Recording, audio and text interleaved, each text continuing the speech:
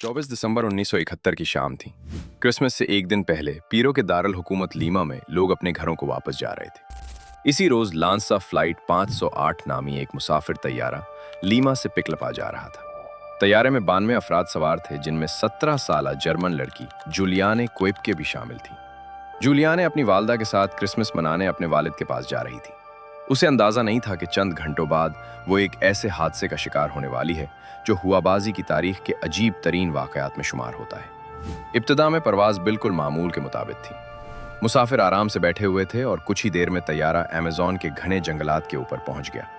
लेकिन फिर मौसम अचानक खराब होना शुरू हो गया। आसमान पर सियाह बादल छा गए और तैयारा शदीद तूफान में दाखिल हो गया। बिजलियां चमक रही थीं और तैयारा खतरनाक हद तक हिचकोले खा रहा था। मुसाफिरों के चेहरों पर खौफ वाज़ेह नजर आने लगा। अमला लोगों को तसल्ली देने की कोशिश कर रहा था, लेकिन सूरत हाल तेजी से काबू से बाहर हो रही थी। अचानक एक जोरदार धमाका हुआ। एक खौफनाक बिजली तैयारे से टकराई। चंद लम्हों में जहाज के एक हिस्से में आग लग गई। मुसाफिरों की चीखें पूरे कैबिन में गूंजने लगी।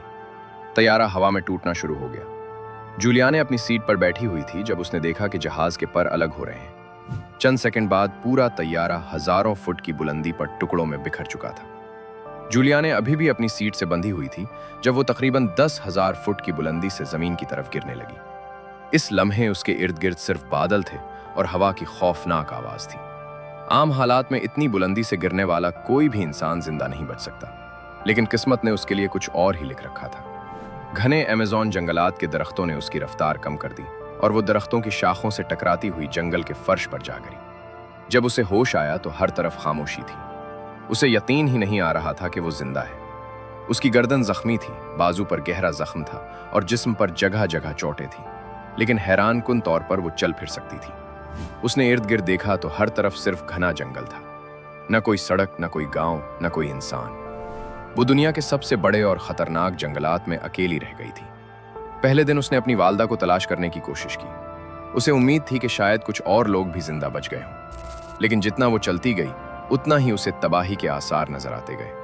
कहीं तैयारे का मलबा पड़ा था, कहीं सामान बिखरा हुआ था, लेकिन कोई जिंदा इंसान नजर नहीं आया। आहिस्ता आहिस्ता उसे एहसास होने लगा कि शायद वो वाहिद जिंदा बच जाने वाली है। अमेज़न का जंगल सिर्फ घना ही नहीं बल्कि इंतहाई खतरनाक भी है। यहाँ जहरीले सांप, मकोड़ियाँ, मगरमच्छ और दर्जनों आप परिकनक जानवर मौजूद होते हैं। जूलियाने के पास न खाना था, न पानी, न नक्शा और न ही कोई मदद। लेकिन उसे अपने वालदैन की एक नसीहत याद थी। उसके वालदैन माहिर हयातियात थे और उन्होंने उसे सिखाया था कि अगर कभी जंगल में गुम हो जाओ तो बहते हुए पानी का पीछा करो, क्योंकि पानी आखिरकार इंसानों तक पहुंचाता है। इसी नसीहत ने उसकी जान बचाई। जूलियाने ने एक छोटी सी नदी तलाश की और उसके साथ साथ चलना शुरू कर दिया। दिन गुजरते गए। वो जंगल में अकेली चलती रही। कभी दरख्तों की जड़ों पर सोती, कभी बारिश में भीगती और कभी भूख से निढाल हो जाती। उसके पास खाने के लिए सिर्फ चंद टाफियां थीं जो उसे मलबे से मिली थी। वो अक्सर सोचती थी कि शायद वो कभी जिंदा बाहर नहीं निकल सकेगी। चंद दिन बाद उसके जख्मों में कीड़े पड़ने लगे। दर्द नाकाबिले बर्दाश्त हो चुका था, लेकिन उसने हिम्मत मत नहीं हारी। वो रोज थोड़ा थोड़ा आगे बढ़ती रही। जंगल में रात के वक्त जानवरों की आवाजें उसे खौफजदा कर देती थी, लेकिन वो जानती थी कि रुक जाना मौत के बारा होगा। 10 दिन तक वो मुसलसल जंगल में भटकती रही। 10 दिन तक उसने किसी इंसान को नहीं देखा। फिर एक दिन उसे दरिया के किनारे एक छोटी कश्ती नजर आई। ये उसके लिए उम्मीद की पहली किरण थी। कश्ती के करीब एक झोंपड़ी भी मौजूद थी। वहां उसे कुछ ईंधन मिला, जिससे उसने अपने जख्मों में मौजूद कीड़ों को निकालने की कोशिश की। ये तकलीफ दे था, लेकिन जरूरी भी। आखिरकार कुछ घंटों बाद मकामी माहीगीर वहां पहुंच गए।